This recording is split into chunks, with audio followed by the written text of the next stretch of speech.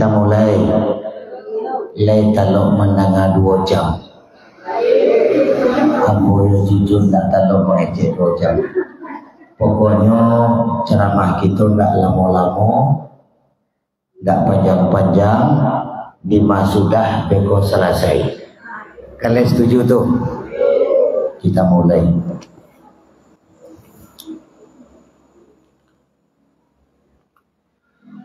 Bismillahirrahmanirrahim. Assalamualaikum warahmatullahi wabarakatuh.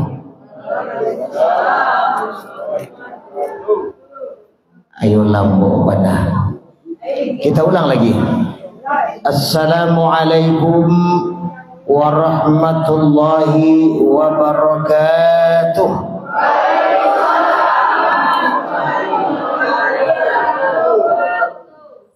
Bismillahirrahmanirrahim. Alhamdulillahilladzi anzala al-Qur'an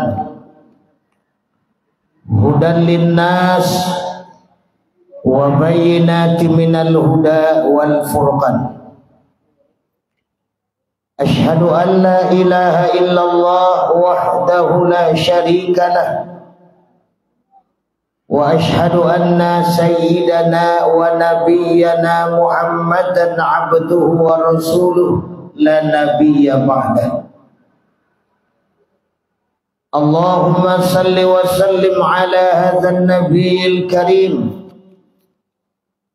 Muhammad qatimil anbiya'i wal mursalin sayyidina wa maulana Muhammadin sayyidil hurril muajjalin wa ala alihi wa ashabihil mujahidin at-tahirin, amma ba'du. Ma'asyiral muslimin hadirin wal hadirat, seluruh kita yang berhadir, semua kita yang datang, baik kita laki-laki maupun kita perempuan, tua atau muda, lemah atau kuat, seluruhnya, dari rumah kita, dari tempat kita, dari kediaman kita, dimanapun kita tinggal, kita hadir, kita datang dan berkumpul di surau atau musala yang kita cintai ini. Tujuan kita sama, keinginan kita sama, harapan pun kita sama. Bagaimana seluruh kegiatan, seluruh aktivitas, insya Allah mudah-mudahan benar-benar menjadi salah satu dari amal ibadah yang pada akhirnya seluruh kita, semua kita akan memperoleh jaminan maghfirah atau ampunan kepada kita bersama. Amin ya rabbal alamin. Sebab itulah kegiatan-kegiatan rohaniah yang kita lakukan malam ini sangatlah penting. Apalagi kita hidup di abad sekarang ini, apalagi kita hidup dalam keadaan kemajuan zaman yang sangat luar biasa ini. Kalau batin kita tidak diisi dengan bermacam bentuk ilmu pengetahuan, diri kita tidak dibentuk dengan bermacam tuntunan-tuntunan agama, maka tidak mustahil kemudian mereka akan mudah terpengaruh, akan mudah terpedaya, akan mudah terpesona, yang kemudian mereka akan terbawa arus oleh bermacam bentuk modernisasi. Ibu-ibu dan bapak-bapak, seluruh kita yang berhadir, semuanya kita diridai oleh Allah Subhanahu wa ta'ala.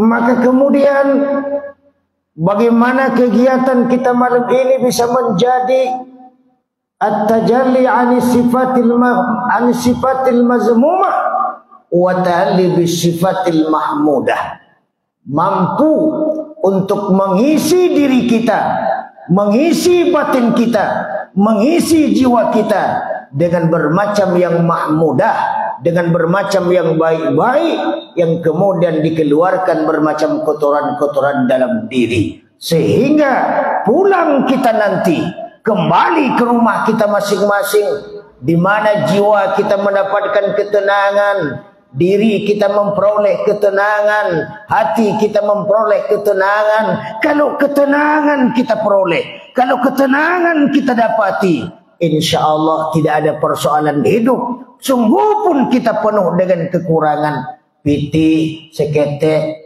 gaji, sene, rumah, ketek, laki, cie, biar penuh dengan kekurangan, tapi dengan kekurangan kita lebih dekat dan lebih mampu untuk bertakarub dengan Allah Subhanahu wa Ta'ala.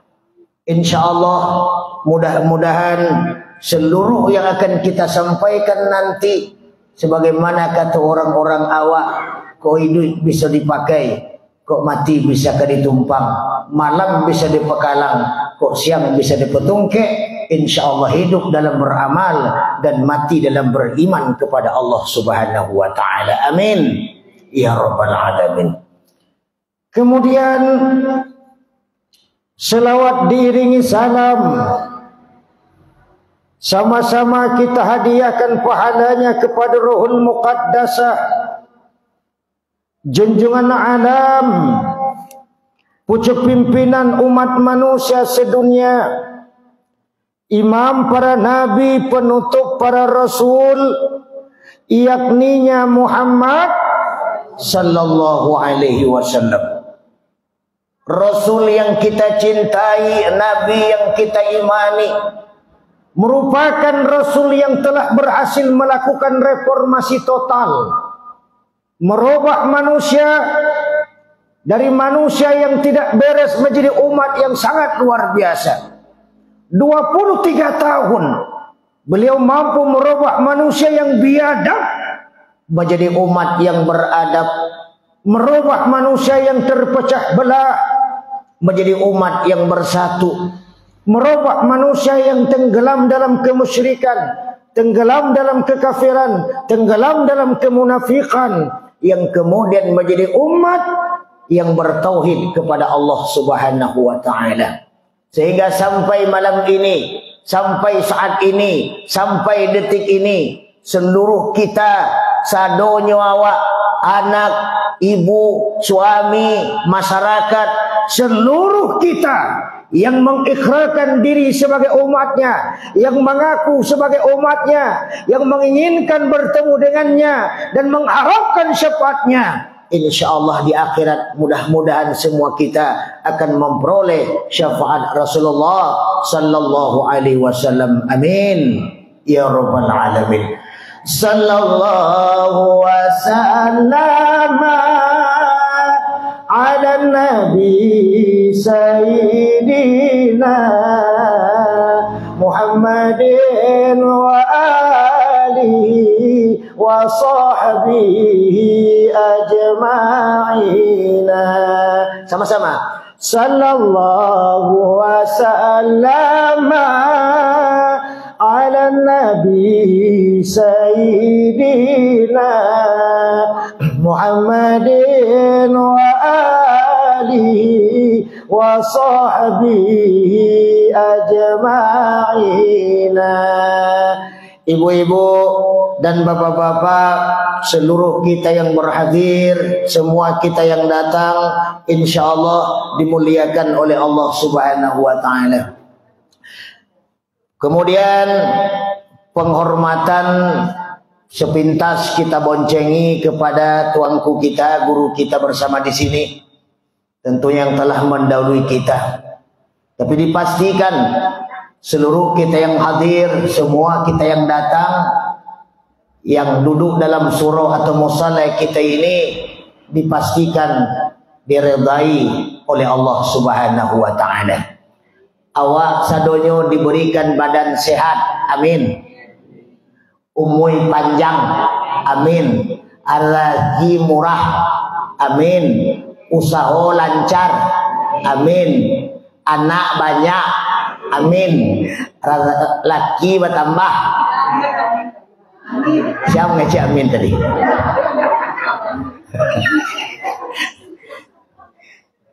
Hadirin yang dimuliakan Allah.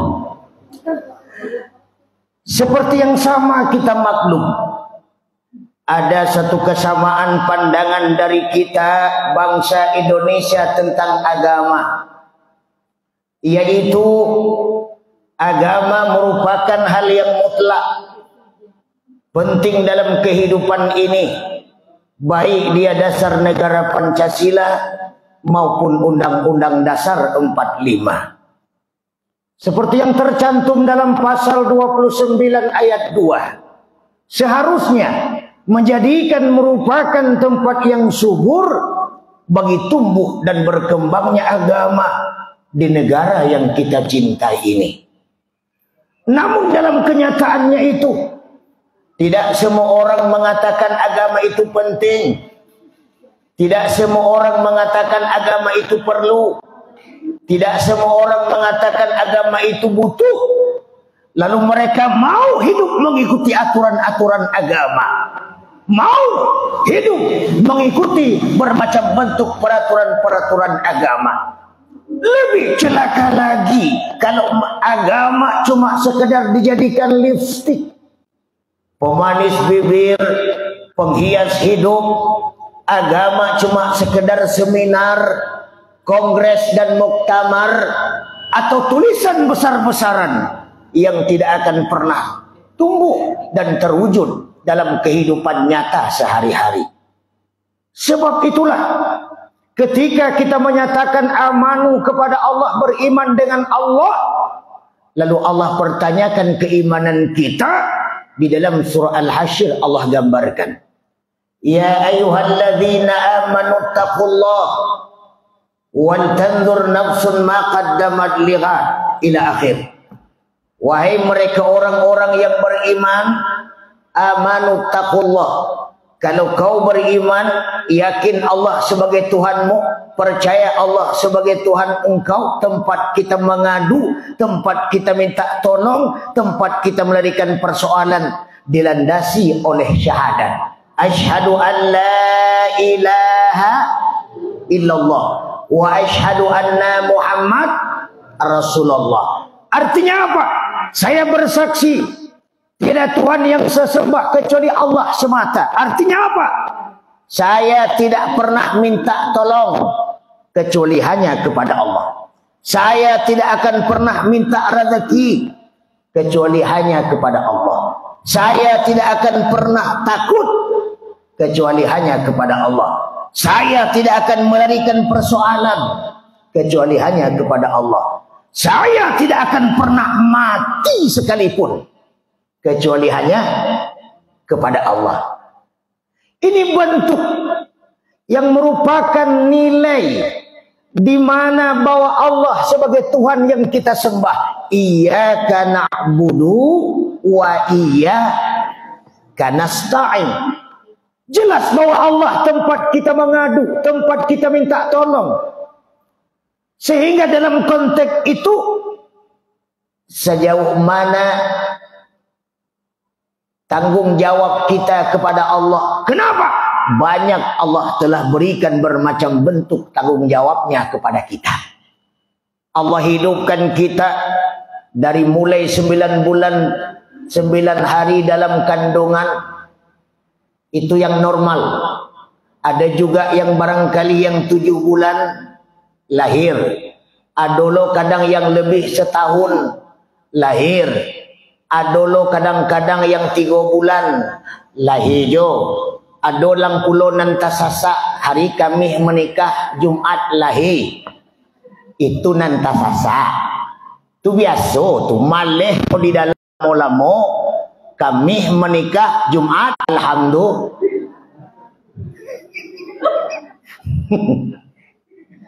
Hadirin yang dimuliakan Allah. Allah berikan bermacam bentuk, beriman kita atau tidak, takwa kita atau tidak, percaya kita kepadanya atau tidak. Allah berikan rezeki kepada kita. Kita tanam padi, tumbuh padi. Kita tanam jagung, tumbuh jagung. Kita tanam kelapa, tumbuh kelapa. Fantashiru fil ard. Bertebarlah kamu di permukaan bumi. Silakan kau jadi apa? Mau jadi pedagang boleh, mau jadi pengusaha boleh, mau jadi saudagar besar boleh, mau jadi pejabat silakan. Tapi ingat, seluruh yang kau lakukan, seluruh yang kau kerjakan, seluruh yang kau lakukan itu Allah pertanyakan dalam Al-Quran. Kenapa?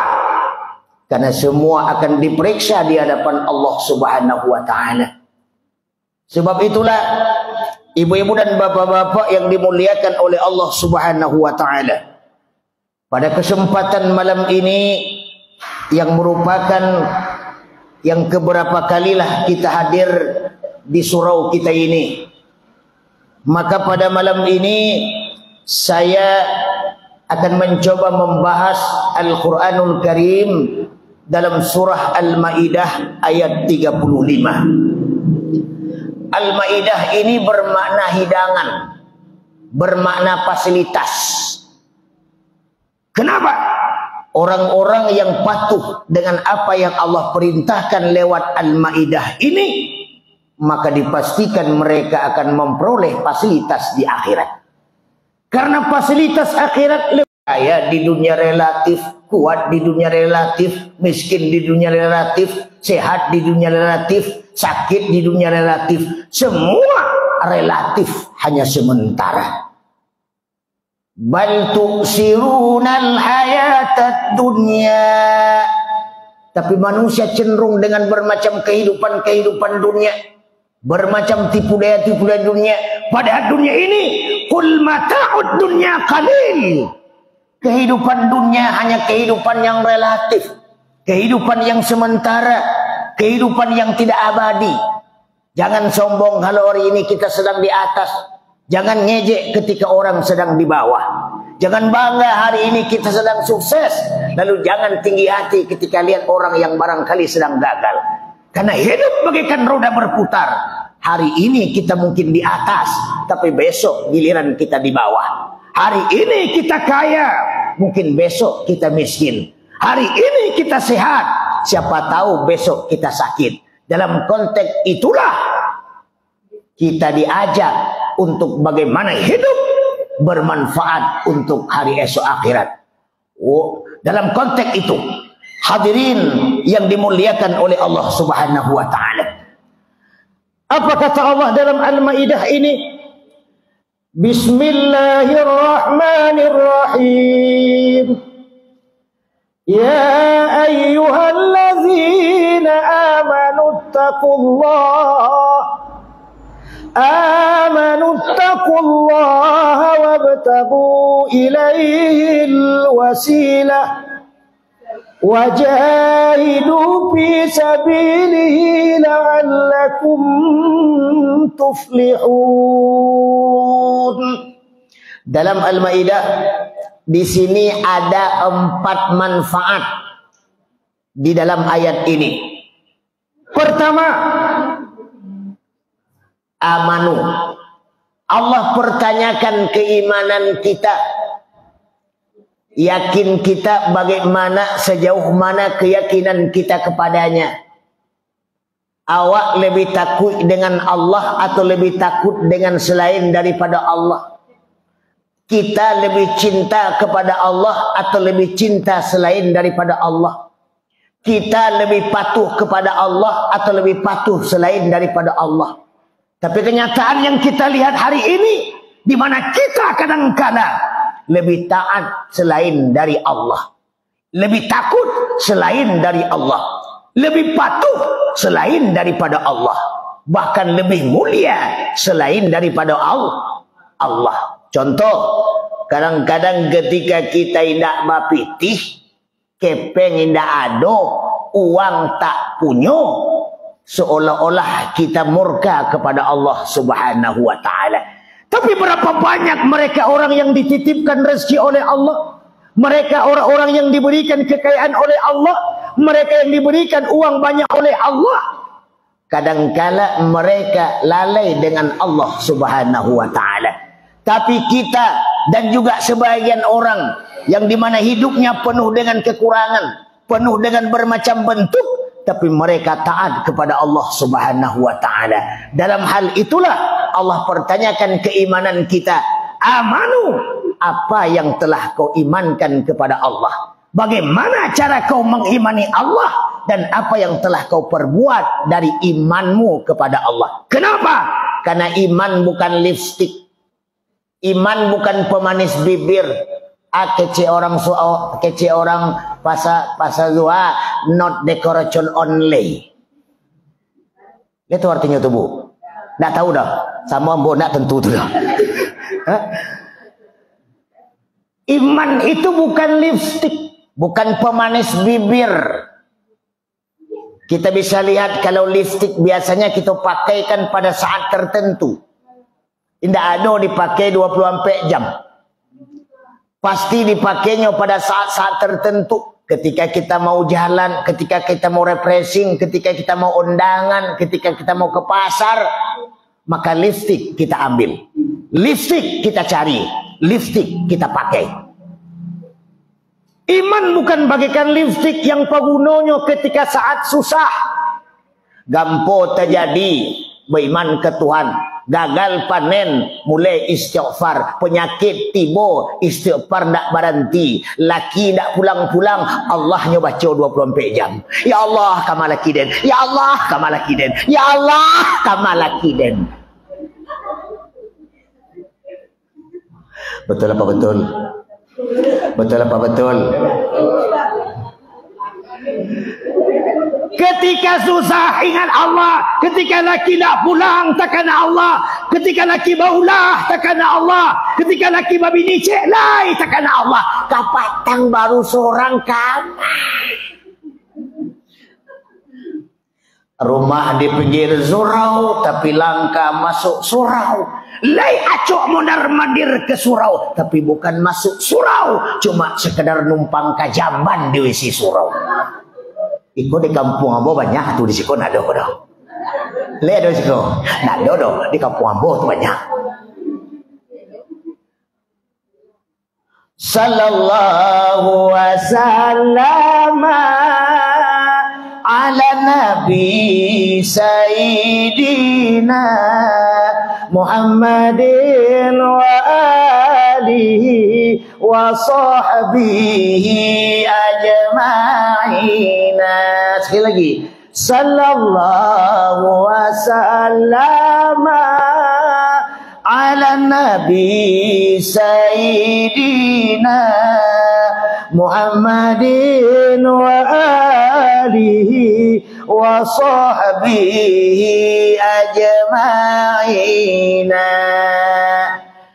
Hadirin yang dimuliakan oleh Allah Subhanahu wa taala.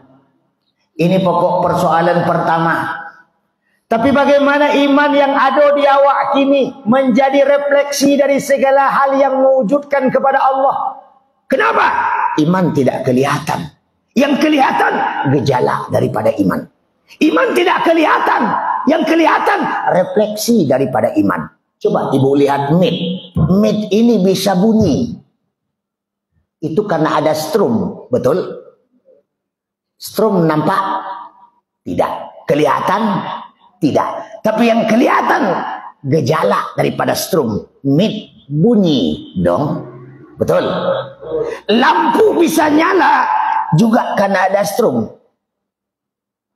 Kipas angin bisa mutar juga karena ada strum. Artinya apa? Kalau ada strum, mitnya bunyi dong. Kalau ada strum, lampunya nyala dong. Kalau ada strum, kipas angin mutar dong. Artinya kalau ada iman, salat, udah dangdong. Allah pertanyakan itu satu baru. Salatmu. Refleksi dari keimanan menggerakkan diri kita, menggerakkan hati kita, menggerakkan jiwa kita. Sehingga kalau imannya ada, dia akan hati-hati dalam kehidupannya, berbuat akan hati-hati, berbicara akan hati-hati, mendengar akan hati-hati, melihat akan hati-hati, makan hati-hati, karajo hati-hati, kamapai hati-hati. Tapi ketika imannya barangkali lumpuh seketek, imannya mungkin lemah sengene, imannya mungkin kurang vitamin, imannya mungkin kurang rawatan, imannya mungkin tak pernah dijago-jago, sehingga takalo imannya, damam imamnya, tatapo imamnya, sehingga dirinya tak mampu berbuat apa-apa. Dibawa ke pasar, terpengaruh cara pasar, dibawa ke kandang jawi lah ikut satu keparangai jawi, nyobai ke kandang ayam lah bantu ayam lo jatuh. Kenapa? Karena iman tak berfungsi. Jawi lah semayang, jawi lah semayang, kabau lah semayang, ndak laki kalau ndak semayang.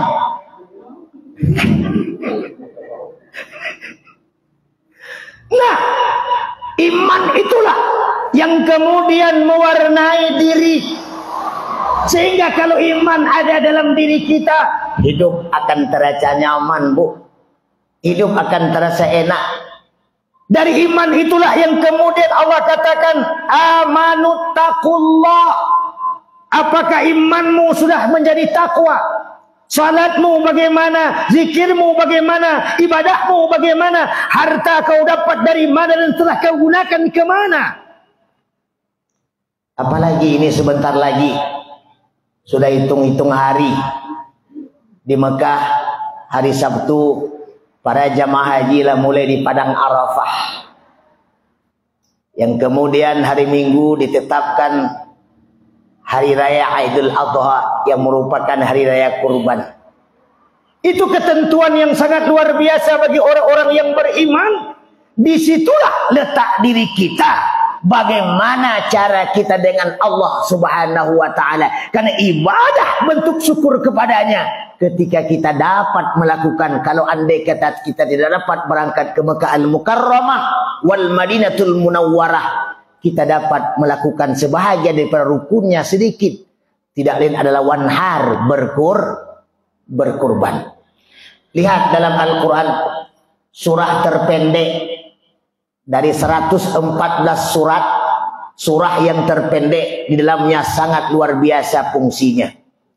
Pertama, inna a'tainakal kautsar. Sesungguhnya Allah telah memberikan kepadamu nikmat yang begitu banyak. Lihat nikmat yang Allah berikan. Ditulis, dijadikan daun jadi kertas, kemudian diambil air laut jadi tinta. Kering air laut, habisnya daun-daun di dunia ini. Belum cukup untuk menulis nikmat Allah yang di dunia ini. Begitu besar. Dengan nikmat yang begitu banyak, Allah pertanyakan dalam Ar-Rahman. Fabi'ai ala'i rabbikuma tukadziban. Nikmat yang mana? Rezeki yang mana? Harta yang mana? Yang membuat kau lalai dengan Allah? Apakah gara-gara laki awak tak semayang? Apakah gara-gara bini awak tinggal juga melalaikan Allah? Apakah dia usaha di pasar awak tinggal zuhur? Apakah dia sibuk di sawah asar kita hilang? Apakah gara-gara anak membuat kita lalai dengan Allah? Afala taqilun, kata Allah. Mereka tidak berpikir. Fabi ayyi ala'i rabbikuma tukadziban. Nikmat yang mana? Harta yang mana? Usaha yang mana? Yang membuat kau lalai dengan Allah. Saudara-saudara hadirin yang dimuliakan oleh Allah Subhanahu wa ta'ala. Lah cukup. Allah dah. Lah sejamah. Terus. Yakin. Terus. Emangnya Ustaz tukang parkir. Terus. Kita lanjutkan seketek. Nanti kita masuk masalah kurban, Bu, ya. Saya setuju tuh. Besok kita bahas Apa nan mesti kita ketahui bagi orang yang ka berkurban? Apa lo yang wajib kita ketahui bagi seluruh panitia kurban? Alo yang wajib kita ketahui bagi awak yang masyarakat banyak menerima kurban atau yang satu berkurban. Kalau taluk mendengar kaji sampai pagi, ambo ndak taluk mengejek. Nah, karena kini banyak hal-hal itu terjadi, apalagi sebentar hari raya kalau berfikir 5 bungkus seorang, 3 bungkus seorang, 4 bungkus seorang, yang ndak ada 4 bungkusnya menangis lah. Bekau kita bahas. Kan setuju tu, tapi mohon maaf kok kane jangan salah ambo. Kok kaji kau yang ambo baca beko. Misalnya kane kepala awak cik-cik. Itu ndak kaji ambo dah. Kaji dari Rasulullah disampaikan oleh ambo. Dia setuju tu. Nah, kita bahas ayat ko dulu. Wabtaghu ilaihil wasilah. Kata Allah, carilah jalan. Jalan yang bagaimana? Jalan yang bisa mendekatkan dirimu kepada Allah. Jalan yang bisa membawamu kepada Allah. Jalan yang bisa menyelamatkanmu dari bermacam azab Allah. Jalan yang bisa membuatmu aman dari bermacam bentuk siksa-siksa Allah. Apa itu jalannya? Lihat Al-Kahfi ayat 110. Faman kana yarju liqa'a rabbih falyamal 'amalan shalihan. Barang siapa mereka ingin bertemu dengan Allah, ingin selamat di akhirat, maka mereka harus mempunyai amal yang saleh. Apa itu amal yang saleh? Ibadah badaniyah, salat, ibadah qalbiyah, zikir, ibadah maliyah, infak, zakat, dan sedekah. Termasuk anak yang salih dan salihah. Pertama, ibadah badaniyah, salat. Di mana kita tentunya telah melakukan perintah itu. Tapi ada orang berkata bahwa salat itu dapat mencegah perbuatan keji dan mungkar. Tapi banyak orang salatnya rajin, ke suraunya rajin, jamaahnya rajin, bahkan lalu di surau, makan di surau, tak ciri surau.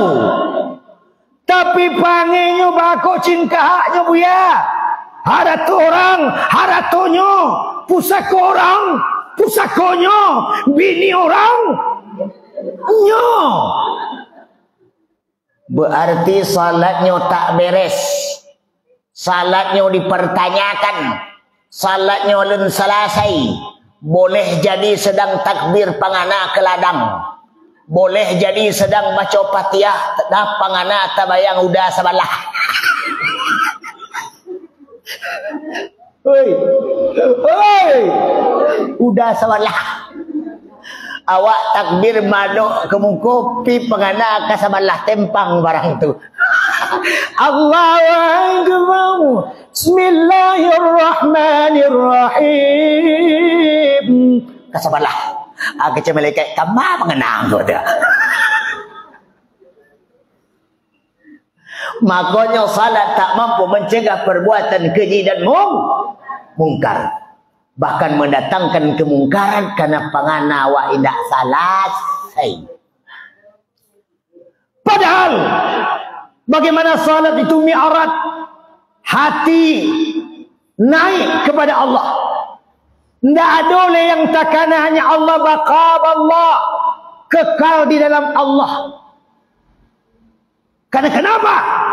Alam mi'raj kepadanya. Ini ada pangana ke belakang. Tapi ketika kita mengangkat takbir, lalu kemudian pangana awak kepada orang lain, maka salat itu masih dipertanyakan oleh Allah. Indah ikhlas namanya, indah tulus namanya, indah kafah namanya. Separuh-separuh umpama mondok puyuh, kepala le taundok tapi kui tampak kaluah. Bu, ibu, cie, Kemudian ibadah qalbiyah. Apa itu ibadah qalbiyah? Zikir. Bagaimana kita berzikir? Zikran kasiran, sebanyak-banyaknya. Jangan pernah kering bibir dengan zikir. Jangan pernah berhenti jinutan jantung dengan zikir. Jangan pernah kita lalai ingatan dengan zikir.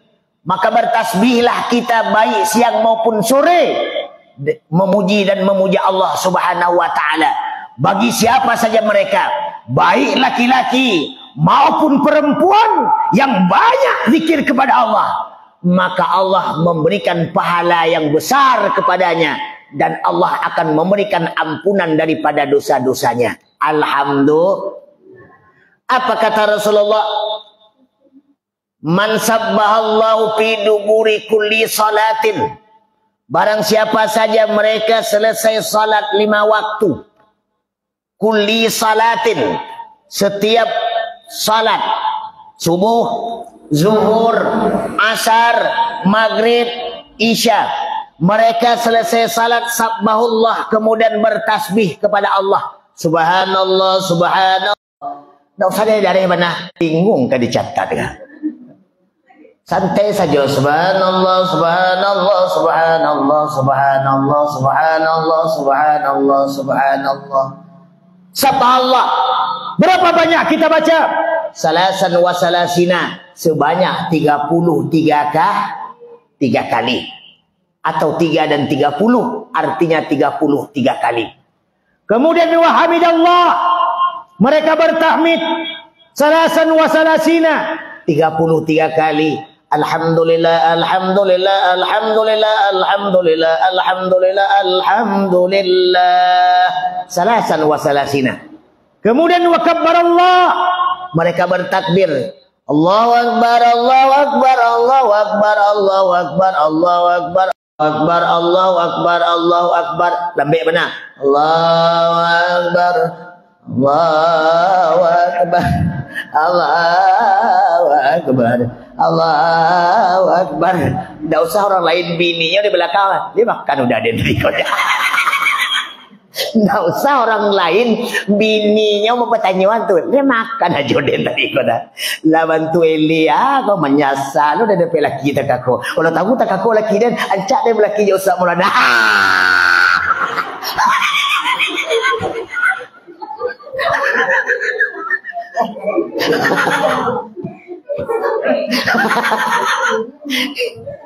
Dia cubalah ini. Oto kencang merem tu, mengapa tu deh.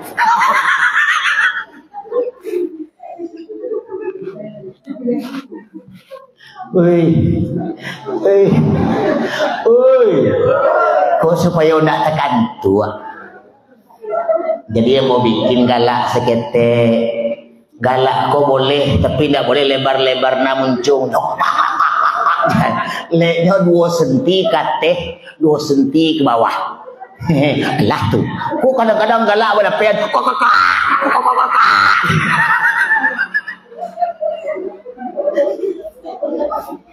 Dalam ta'lim muta'alim dilarang, bisa menghilangkan ilmu. Galak kadang-kadang iblis masuk ke dalam. Nah, taruh di mana kaji awak tadi? Lupa, sama pun lupa. Nah, tasbih 33 kali. Kemudian wa kabbarallah. Selesai tasbihnya bertakbir. Allahu akbar, Allahu akbar, Allahu akbar, Allahu akbar, Allahu akbar, Allahu akbar, Allahu akbar. Ba'a pun kencang. Maka Allah, Allah, Allah, Allah, Allah, Allah, Allah. Tetap Allah baca tu. Allah, Allah, Allah, Allah, Allah, Allah, Allah, Allah, Allah. Tapi coba awak kecek Tuhan, Tuhan, Tuhan, Tuhan, Tuhan, Tuhan, Tuhan, Tuhan. Beda.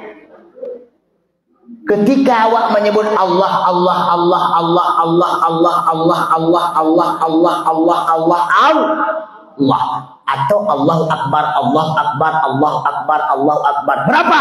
Salasan wa salasina. Sebanyak 33 kali. Apa manfaat dari apa yang kita baca itu? Ala bo dia awak, untung dia awak. Manfaat dia awak yang tekun, yang rajin, yang istiqamah, yang langgeng melakukan setiap usai salat. Ubirat katayahu walau kanat mislat dabaril bahri. Orang yang melakukan hal yang itu, maka Allah ampunkan dosa-dosanya, walaupun dosanya sebanyak buih di lautan. Karena itu, wa umrina qisum fi kulli yaumin wa zanbi zaidun kaifa ihtimali. Umur kita makin lama makin berkurang, sementara dosa awak makin lama makin bertambah. Betul? Umur makin lama makin berkurang, dosa makin lama makin bertambah. Jadi kira lama ini panjang umur tidak sabana makin berkurang. Jatah 70 kini adalah 90, adalah 69 baraleh setahun leh. Atau jatah hidup 70 kini adalah 69 tahun 5 bulan baraleh. Tidak baraleh nak 5 bulan tak sebut musuh ketemu tak tidak tuh. 5 bulan leh. Dalam hal itulah apa kata ahli tasawuf, ilai lastu lil firdausi alau wala akhwa ala naril jahimi. Ya Allah ya Rabb, tak pantas ambo masuk surga Firdaus. Kenapa? Dosa banyak, duto banyak, maksiat banyak, karajo banyak, laki nyak.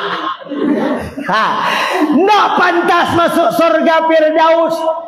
Wala aqwa 'alal naril jahimi. Ndak lo talo masuk neraka jahim. Kenapa?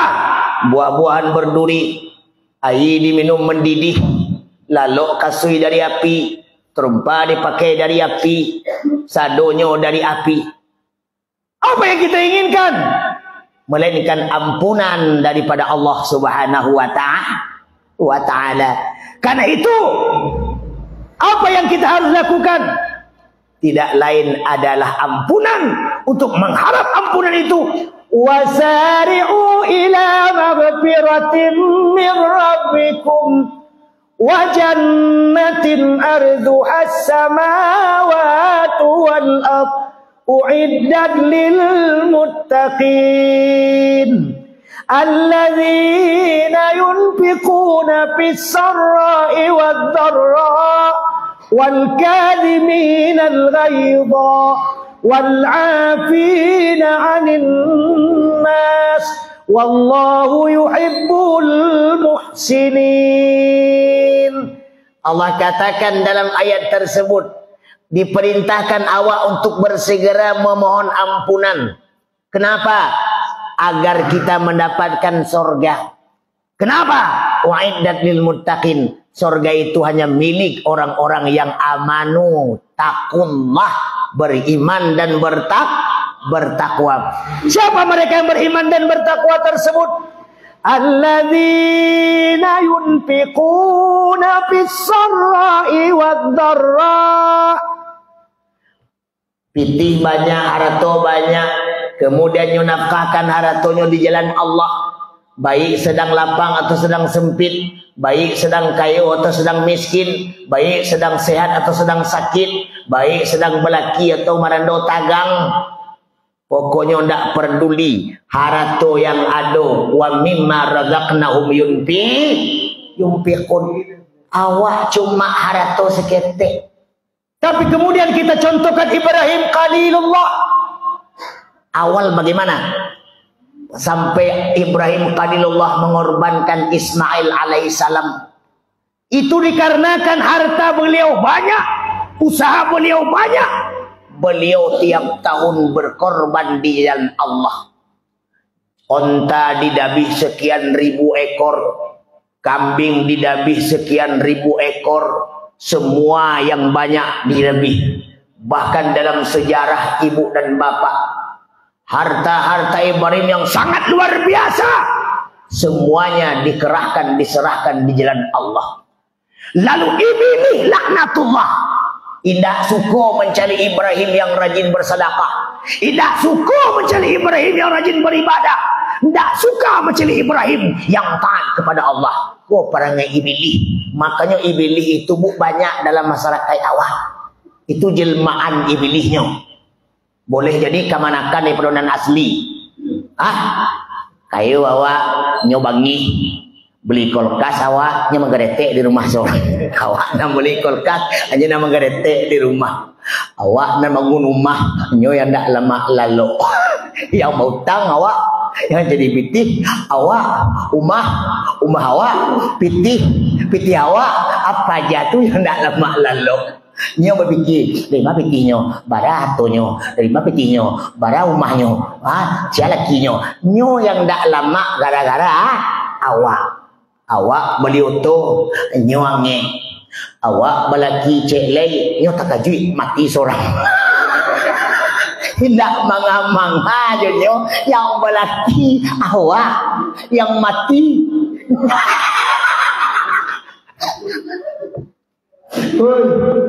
Oi, kalau nyo belaki kemudian mati wajar. Kenapa? Tak kajui nama nyo.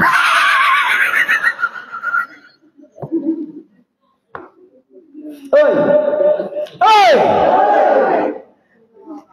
Allah jam 2 balik. Taruh.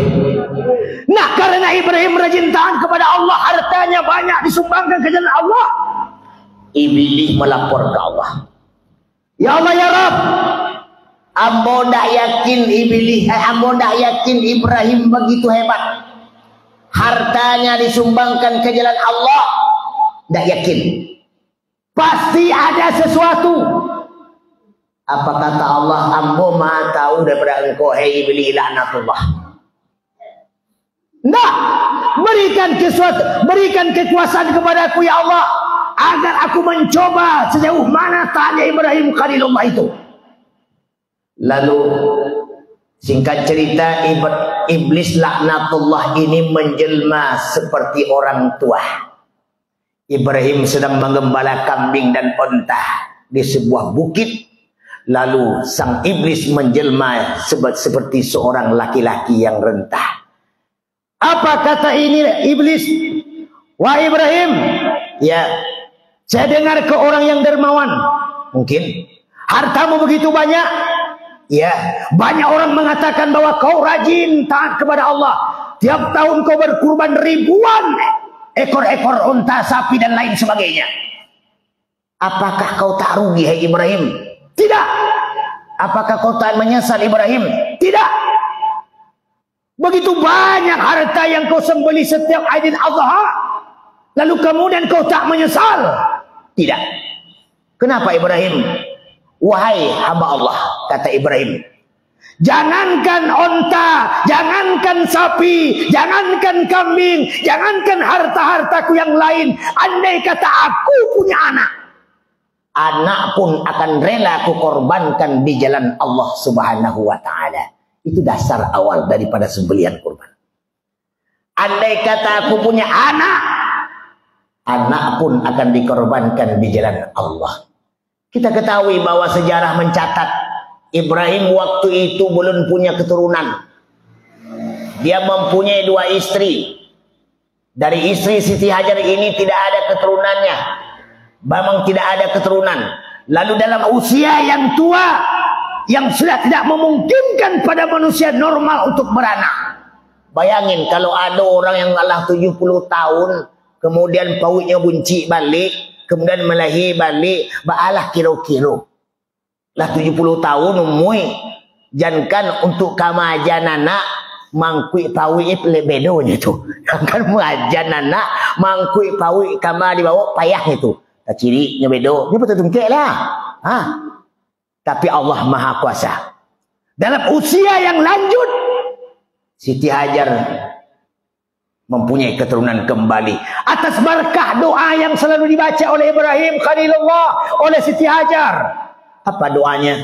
Doa ini ketika awak baca ke anak awak ibu-ibu, sedangnya lalu kita baca di telinga kanan, kita baca di telinga kiri, kita umbuskan ke ubun-ubun. Ambo baca lemu awak dana kira-kira. Ya benar. Jangan kemana-mana. Kita akan kembali setelah yang satu ini.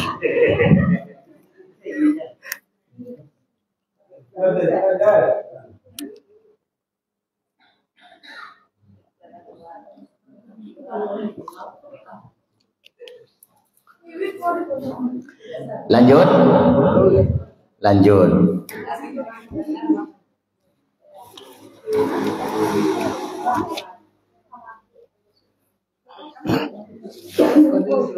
Nah, singkat cerita, setelah Siti Hajar mengandung, maka kemudian lahir Ismail. Kita singkat cerita, tidak panjang-panjang.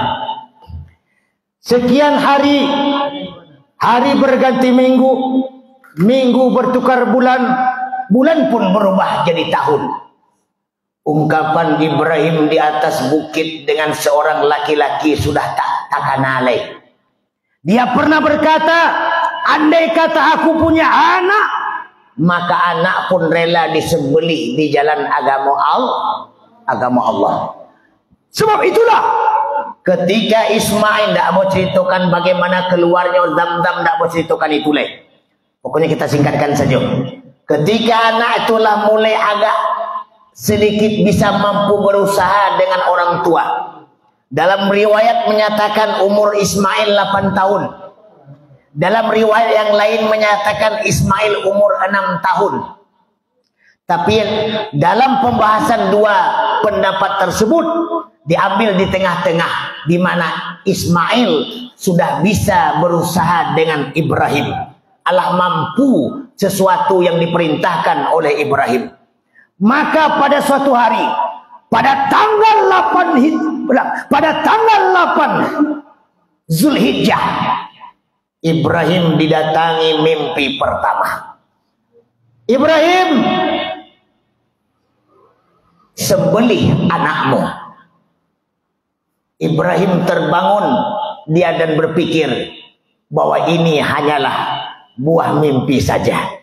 Dia tak mengopen apa yang telah digambarkan oleh Allah dalam tidur pada malam tanggal 8 Zulhijjah. Maka tanggal 9 Zulhijjah, Ibrahim bermimpi kembali. Wahai Ibrahim, engkau pernah bernazar, engkau pernah mengucapkan, engkau pernah mengatakan, kalau kau punya anak, maka anak pun rela kau sembelihkan di jalan agama Allah. Makanya tanggal 9 Zulhijjah merupakan hari Arafah.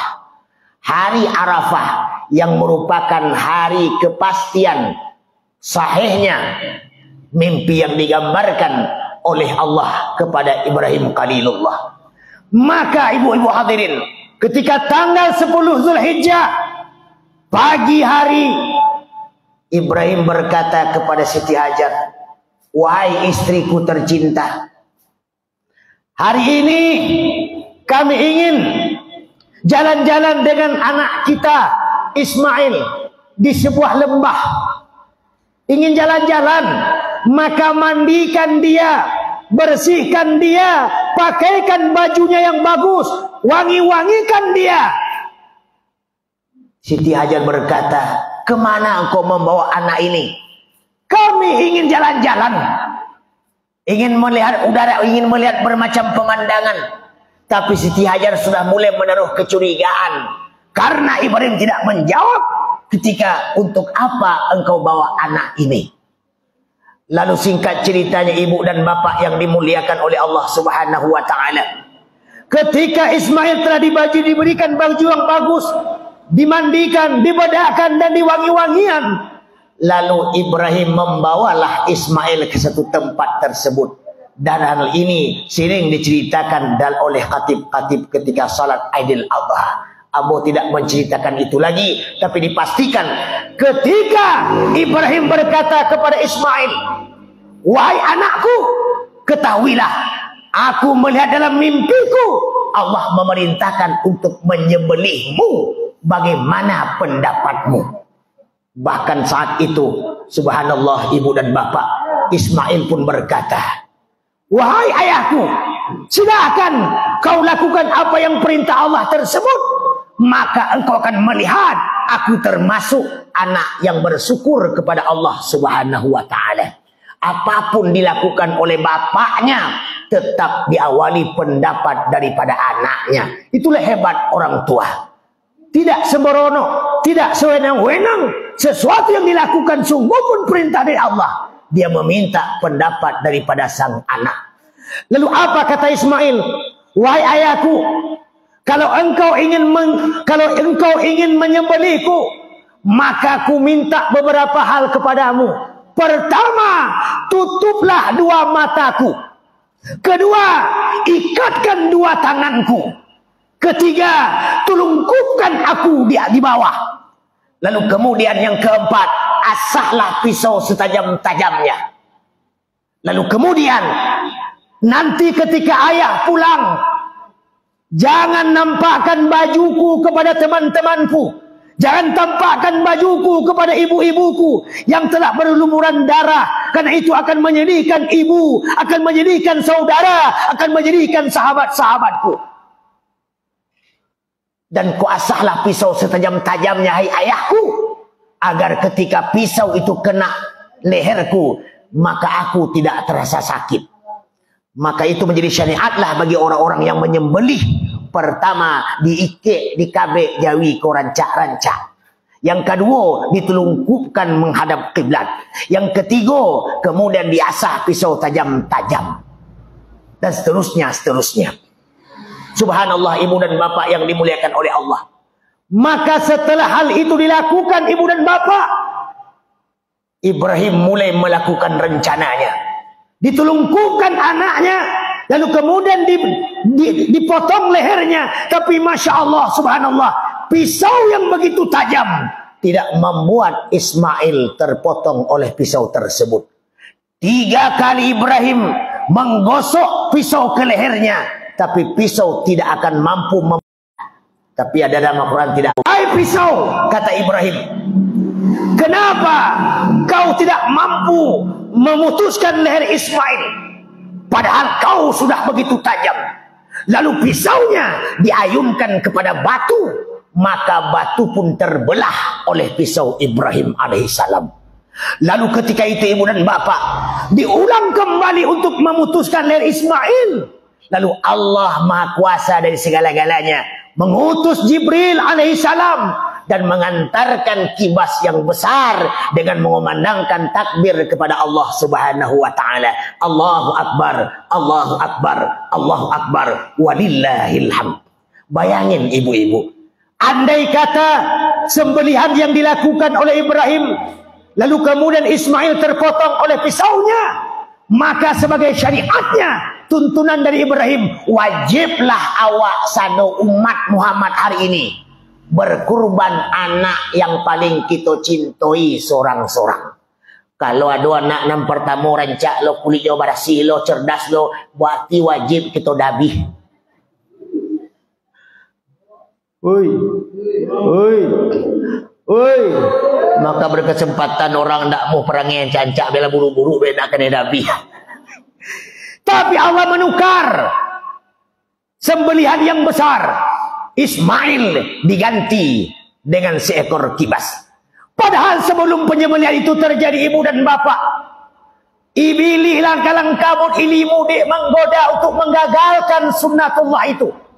Didatangi Siti Hajar berkata, hai Hajar, kenapa kau mau didustai suamimu? Kenapa kau mau dibodohi suamimu? Kenapa kamu tidak mau tahu apa yang dilakukan lakimu? Kau tahu tidak, suamimu Ibrahim dengan anakmu Ismail telah berjalan ke satu lurah, dia akan menyembelih anak yang kau cintai. Apa kata Siti Hajar? Wahai iblis laknatullah, tidak mungkin ayah ingin membunuh anak. Ayah mana nan dalang yang rela menyembelih anaknya. Lalu kemudian Siti Hajar melempar iblis laknatullah dengan batu kerikil. Makanya dikenal dengan jumratul ula, jumrah yang pertama. Lalu kemudian digoda pula Ibrahim alaihissalam. Wah Ibrahim, anak kau gagah, kulitnya barasi, nyo cerdas, nyo beko jadi orang yang luar biasa. Rugi kau Nabi, kau ala nak mungkin punya anak leh. Ibilih koyo memang dak katuju ba awak ka sukses. Dipengaruhi. Elok laki awak pagi-pagi tiba aku mah awak.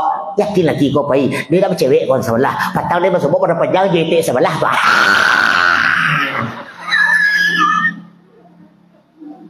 Ibilih. Digoda Ibrahim. Ibrahim pun berkata sebagaimana pertama. Lalu melemparkan iblis dengan jumratul yang kedua. Lempar jumrah yang kedua. Lalu kemudian ndak hilang akal si Ibilih kau memang ndak mau gagal, ndak bisa jalan pertama, masuk jalan kedua, ndak bisa jalan kedua, masuk jalan yang ketiga, tidak bisa dari muka, hanya masuk dari belakang, tidak bisa di belakang, atuknya buka, baa bisa kama. Itu Ibilih panggil itu, Ibilih, betul. Nah, kemudian digoda pula Ismail, wah Ismail. Ba aku bodoh benar yang rela ang takako ayah angko sakit ini itu nyu stres saraf nyu lakanai lemu ang didabi iyo boco angko kalau dari dah kamu dah sakit itu Ismail luar biasa melawan engkau jangan mau kau didabi. Ismail melemparkan iblis lanatullah dengan yang ketiga, makokanelah mato iblis, celeklah pajatuh sebelah. Makanya yang celek sebelah hati-hati.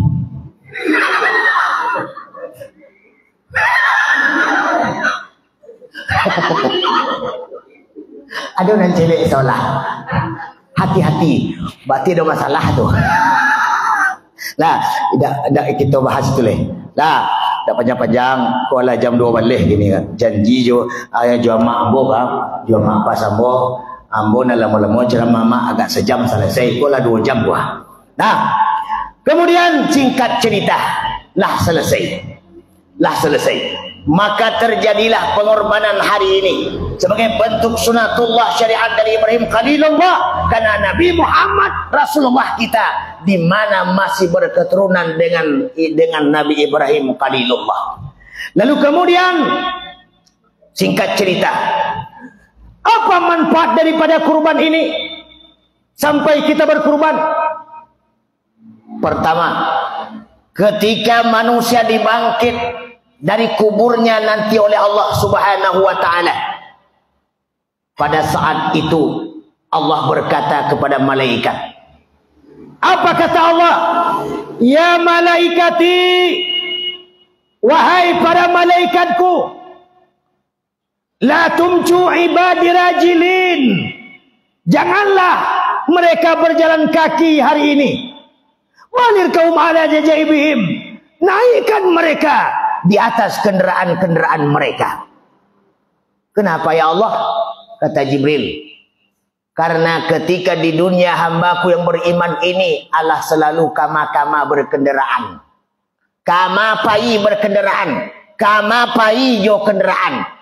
Kadang-kadang dari pasar Gelombang cuma ingin pai ke Masjid Muttaqin berhonda pulo, malehnya jalan kaki, indahmunya jalan kaki, pokoknya jo kendaraan. Jadi hari ini naikkan di atas kendaraan mereka. Ada 7 kendaraan, 6 kita pakai di dunia, cie kita terima di akhirat. Apa yang 6 di dunia? Pertama, tulang rusuk ayah. Ketika ayah joindu alun menikah, awak alun nado. Kenapa? Masih tersembunyi dalam sulbi ayah. Maka kemudian ayah jua mak menikah. Awak tak tahu yang jalih lalahi awak kini. Betul? 9 bulan dalam kandungan. Kenderaan awak yang kedua. 9 bulan 10 hari dalam kandungan, itu merupakan kenderaan yang kedua. Lalu kemudian lahir awak terima kenderaan yang ketiga. Apa itu? Pangkuan ibu ketika awak menyusui. 2 tahun digendong oleh ibu ketika menyusui. Lalu kenderaan yang keempat. Kenderaan yang keempat tidak lain ketika awak dewasa. Lalu kemudian sesuai dengan usaha-usaha kita. Lalu kemudian kita bermacam-macam bentuk kenderaan yang kita terima. Bahkan ketika sebelum dewasa, menerima kenderaan yang keempat, ketika umur kita 3 tahun, umur kita 4 tahun, umur kita 5 tahun, kita memiliki kenderaan yang keempat. Apa itu? Pundak ayah masing-masing. Berapa banyak hari ini anak diletakkan di atas pundak? Awak galak, awak bangga, awak senang anak ada di atas. Tapi cobalah segadang-gadang kuah. Dek senang jo ayah bernaikan pundak ayah kira. Lek kena pecarut awak nak. Mungkin disumpah-sumpahin awak. Anak dua aku, anak cilaku, anak ditembak patuh. Ha? Dulu aku adanya sabui. Ndak. Karena dulu alahnya lagi kenderaan. Kini ndak boleh leh. Nah, kemudian ala dewasa. Awaklah berusaha pitilah banyak pulau. Haratolah ada pulau. Kenderaan kita bervariasi. Dari mulai Honda yang paling murah sampai Honda yang paling mahal. Dari mulai oto yang paling murah sampai oto yang paling mahal. Bahkan keledai, kuda, kerbau, sapi, lembu, kapal laut, kapal terbang. Sesuai dengan harta kita masing-masing. Betul?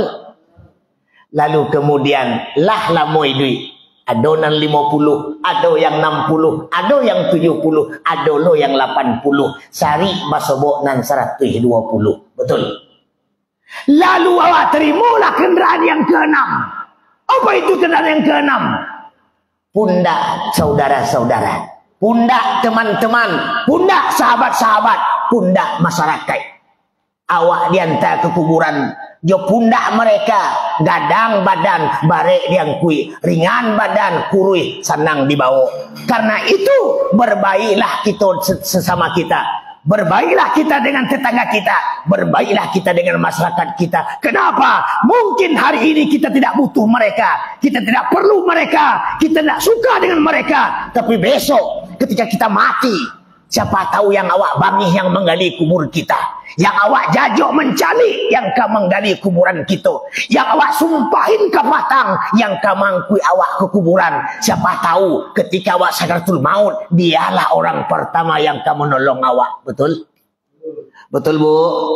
Karena itu ini kenderaan kita yang ke-6.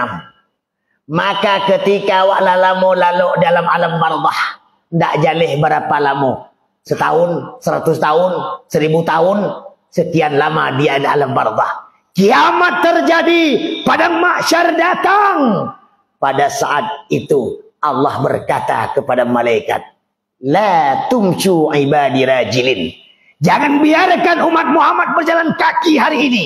Balir kauhum ala najaibihim. Naikkan mereka ke atas kenderaan-kenderaan mereka.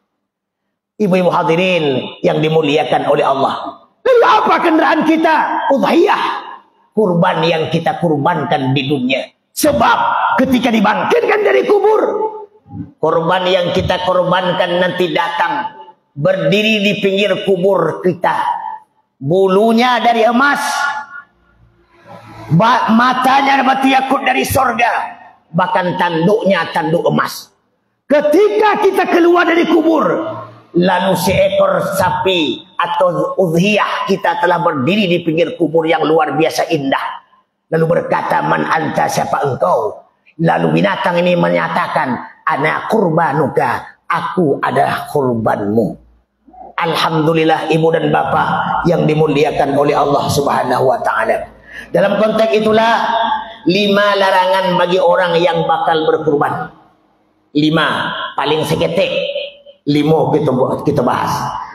Apa larangan bagi kita yang satu berkurban? Yang pertama, tidak boleh salah niat. Itu pertama. Karena innamal a'malu bin niat.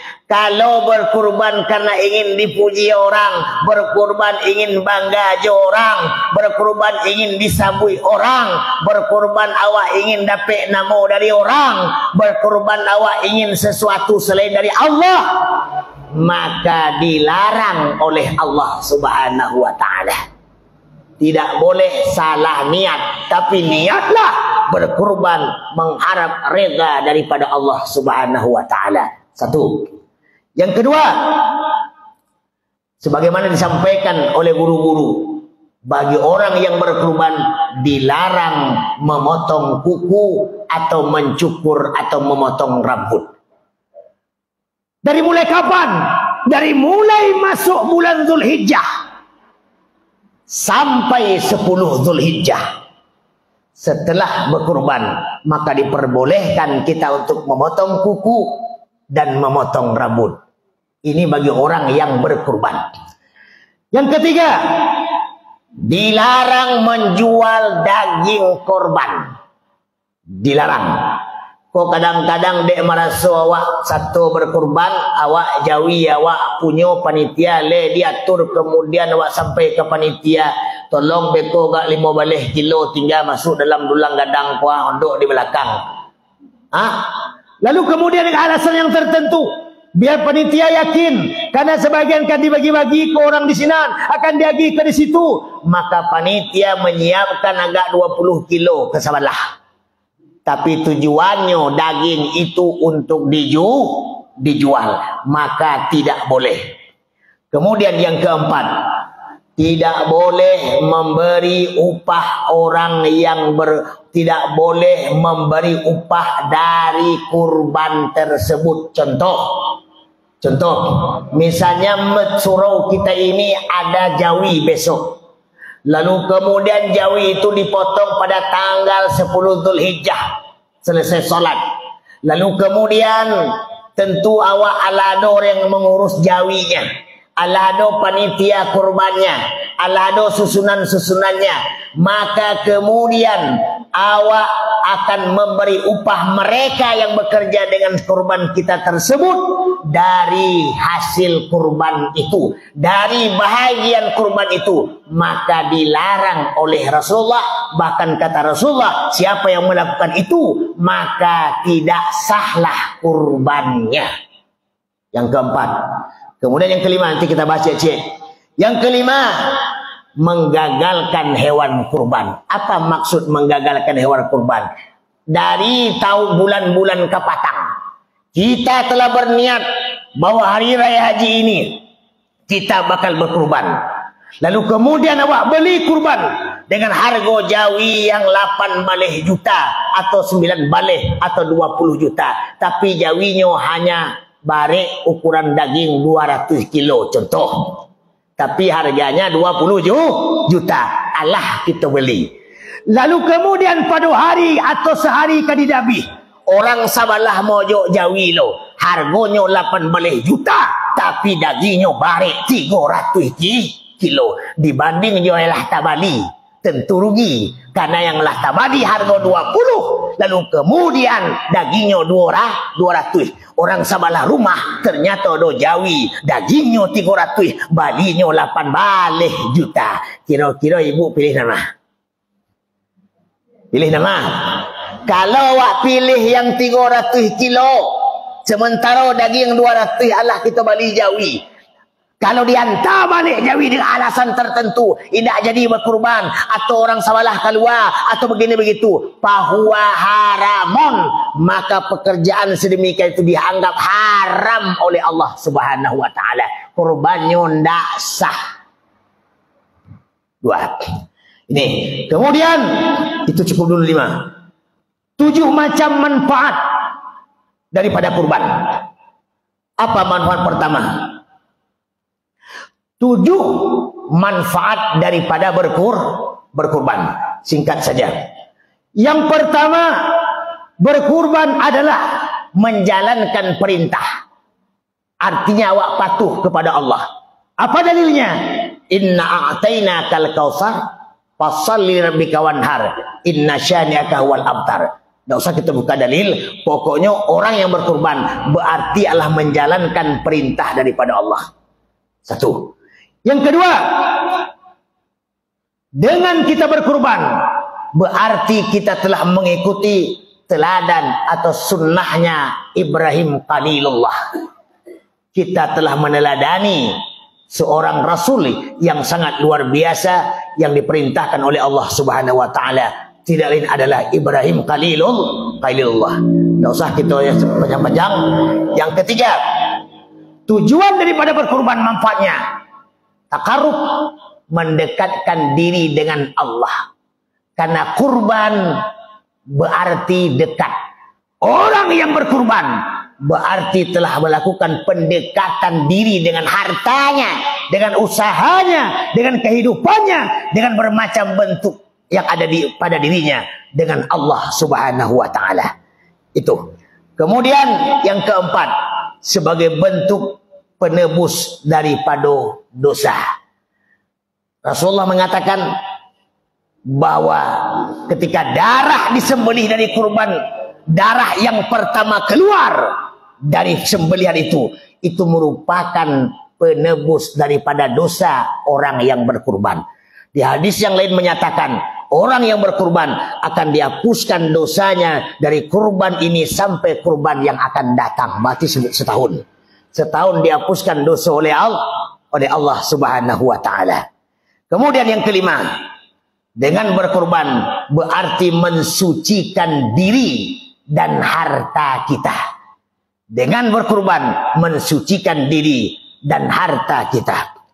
Kemudian yang keenam, dengan berkurban di situ ada saling cinta mencintai. Kenapa? Saling membagi daging kurban, baik dia muslim maupun mereka non muslim boleh diberikan kurban. Apakah tetangga kita tidak Islam? Awak orang Islam, lalu kemudian awak nabi kurban, bolehkah kita memberikan kepada non muslim? Boleh. Tidak ada masalah ketika daging kurban kita berikan kepada orang yang non muslim. Di situ ada hablum minan nas. Sesama kita ada saling harga menghargai. Persoalan ibadah, lakum dinukum waliyadin, dan ibadah ubudiyah kepada Allah Subhanahu wa taala. Kemudian yang ketujuh, hewan kurban akan menjadi saksi di hadapan Allah. Itulah tadi saya katakan, nanti keluar ketika padang mahsyar datang, berdiri di pinggir kubur dan dia berkata, ana kurbanuka, akulah kurbanmu.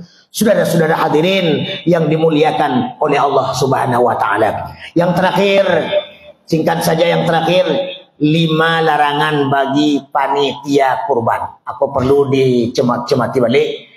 Mudah-mudahan tidak terjadi dalam masyarakat itu. 5 perkara yang dilarang bagi panitia kurban. Pertama, panitia kurban tidak boleh mengambil keuntungan daripada kurban. Apa maksudnya? Saya tuanku, bapak-bapak jamaah, lalu ibu-ibu berkata, Buya, awak besok tak berkurban, kau pitih kami untuk pembeli jawi, kita beli jawi yang harga 20 juta. Lalu pitih adalah terkumpul 20, lalu pitihnya diserahkan kepada ambo untuk membeli jawi harga 20 juta. Dek pandai kolak seketek, dek pandai ilmu pakang sengene, lalu berpakanglah tuki jawi. Pak, kami kabadabi. Tak nyoroh kami kabadabi kurban besok. Yo juta 8 balik setengah. Ba hukumnya yang 1.500.000 haram. Hukumnya haram. Tidak berhak panitia menentukan keputusan harga jawi karena jual beli yang punya barang tuki jawi, bukan panitia. Cik, kok banyak terjadi kok? Banyak terjadi dalam masyarakat awak. Allah dari rapian harga jawi 20, tapi ternyata harganya membeli jawi 8 balik, 7 balik, 6 balik, 3 juta, 2 juta masuk sak Haram. Nah, kemudian yang kedua, panitia kurban tidak boleh mengambil upah dari hewan kurban. Contoh, untuk menebi jawi disusun panitia 20. Lalu kemudian 20 orang kau setelah korban diberikan upah. Dari mana upahnya? Duit yang 20 juta tadi dikurangi menjadi 1 juta. Menjadi 9 juta. Yang 9 balik pembeli jawi, padahal ketentuan pembeli 20. Yang 1 juta untuk upah orang mendabi, upah panitia, upah ini, upah itu. Haram. Tidak boleh. Jadi bagaimana caranya, Buya? Caranya, kalau berkurban 20, wajib anggota magi sekian naikkan 100. Pakai akad. Akadnya, ini duit 3 juta, lengkap dengan kurban dan lengkap dengan hal-hal yang diperlukan dalam kurban. Batilah masuk di sini. Pakai akad. Ini duit anggota 3 juta per orang.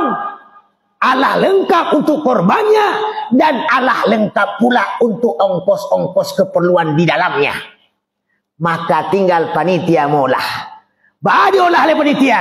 Kalau terkumpul pitih 20, 9 balik untuk beli jawi, 1 juta untuk hal-hal keperluan panitia.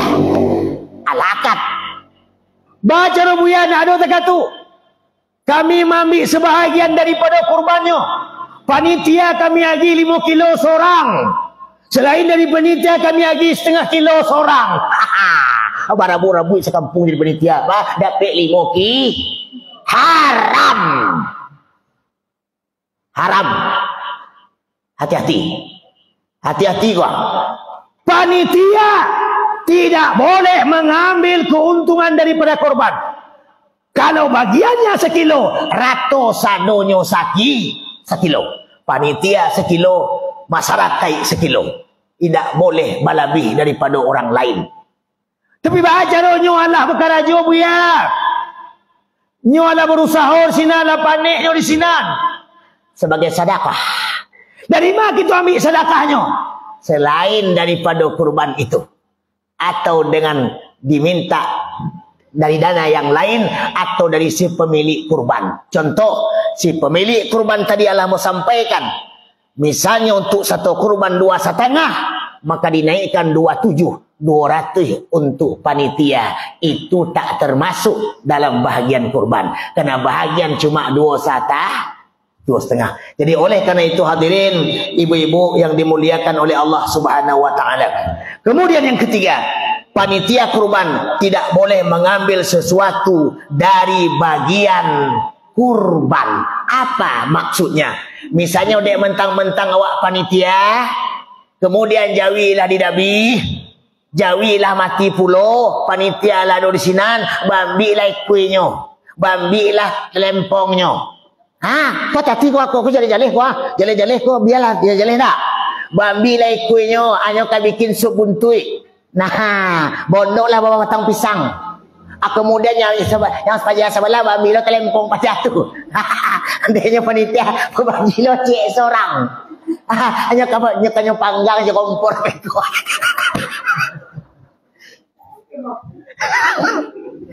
Oi, tidak boleh mengambil keuntungan daripada korban. Mentang-mentang buat panitia ambil lo, sikit seorang, asal nu ambil beko, aku seketik, aku ambil aku seketik. Orang banyak diam saja. Kenapa awak dek paniti? Tidak boleh, haram hukumnya. Yang ketiga, yang keempat, panitia kurban tidak boleh pilih kasih dalam membagi kurban. Dek mentang-mentang itu awak beneran 1,5 kilo. Aku banyak di kampung awak, banyak di sekolah kau sulah sebenarnya kau. Aku di sekolah kau biarlah orang pada pek daripada nyunar pek biarlah. Oi. Kau ado kau deknya do sana apa tambahan 0,5 kilo le. Adeknya dah ke jomahnya beneran 0,5 kilo le. Tidak boleh pilih kasih. Kalau setengah kilo, ratukan setengah kilo. Kalau sekilo, ratukan sekilo. Tidak boleh batikai-tikai. Lah, kemudian yang kelima, panitia kurban tidak boleh mengambil sisa daripada kurban. Nah, sisa.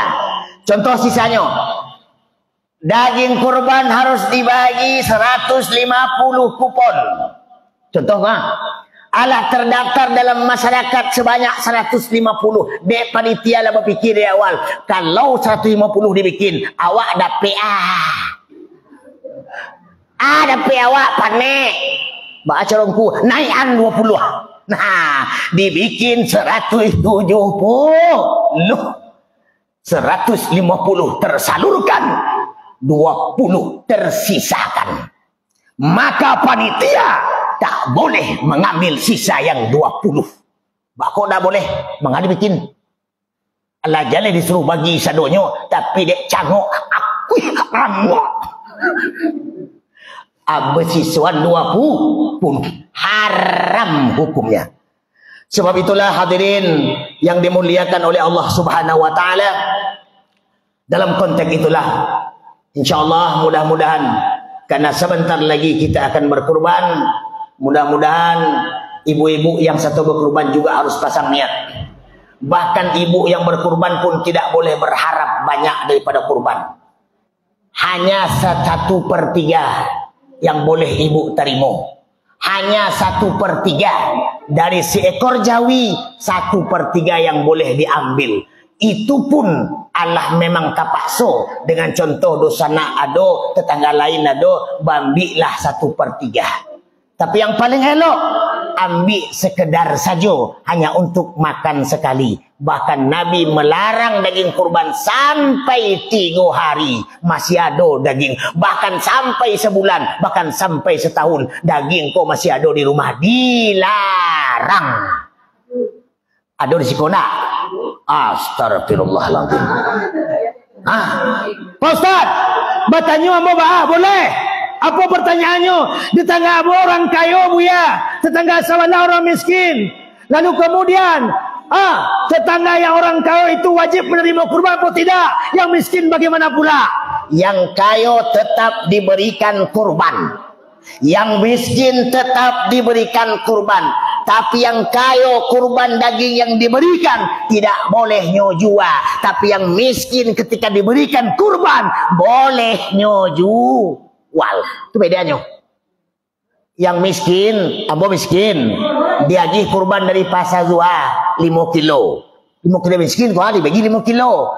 Lalu tiba di rumah, berpikir ambo, anak ke sekolah pitih nak doko ke dibayi listrik nak dolo uangnya bacaro daging kurban le 5 kilo. Jualah untuk pembayi listrik, untuk pengkos anak sekolah. Di awal ini susah, boleh. Tapi mereka yang kaya, untuk daging banyak-banyak, kapatanglah dendeng lo, patanglah rendang lo, kok daging lo kurban. Daripada dulu dalam kulkas dijual sajalah, dapat sekian ratus ribu, bisa dibeli listrik beko. Hukumnya haram. Tidak boleh menjual daging kurban yang telah dibagi. Bagi orang yang kaya, tapi bagi orang yang miskin tidak dipersoalkan. Hadirin yang dimuliakan oleh Allah Subhanahu wa taala, terakhir mudah-mudahan kita wanhar, mampu berkurban, karena korban yang kita sembelihkan hari ini besok akan menjadi kendaraan bagi kita di akhirat. Sebab itulah carilah hewan kurban yang bagus, yang gapuk, yang sehat, yang kuat, karena kita tidak mau kendaraan kita bermasalah di akhirat kelak nanti. Yang benar datang dari Allah, yang salah kedhaifan ambo sendiri. InsyaAllah ambo tidak bisa lama-lama cermah gini bu, karena keadaan nanti di mana kami dengan Tuanku Daniel tiap malam besok lah di Lubuk Basung pulo, besok Cekle Lubuk Basung lo, besok Cekle Lubuk Basung lo, sampai Katip Raya di Lubuk Basung lo. Jadi bolak-balik selama 4 malam berturut-turut ke Lubuk Basung. Jadi jaga kesehatan, yang benar datang dari Allah, yang salah kedhaifan ambo sendiri. Semoga Allah merahmati kita. Assalamualaikum warahmatullahi wabarakatuh. Apa problem kalau ada tulis Jawi tu? Tapi lah mau sampean tadi. Pokoknya barang daripada kurban tidak boleh dijual. Kecuali ada contoh kecuali. Contohnya kalau cik kulit jawi ko kalau kadi bagi-bagi sekadang telapak tangan kan tak memungkinkan. Kan begitu nak? Tak memungkinkan, pasti tak kadi kameh, jangan dicampaan oleh orang. Ba caranya Buya? Silahkan jual kulit jawi itu, tapi pitih kulit jawi itu tidak boleh dipakai untuk masjid, tidak boleh dipakai untuk ini, hanya boleh disedekahkan ke fakir miskin. Boleh. Jelas? Dah, terima kasih. Assalamualaikum warahmatullahi wabarakatuh.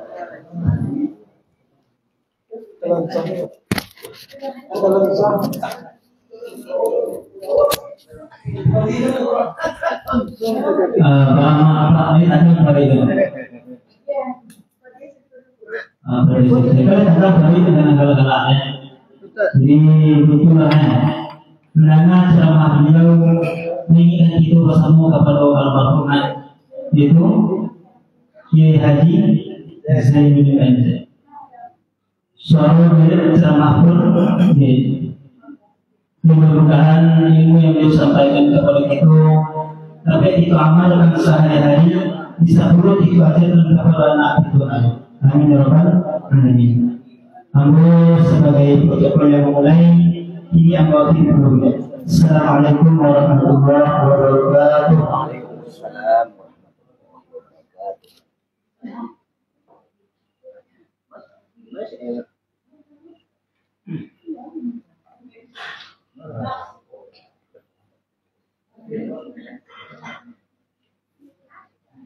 wabarakatuh.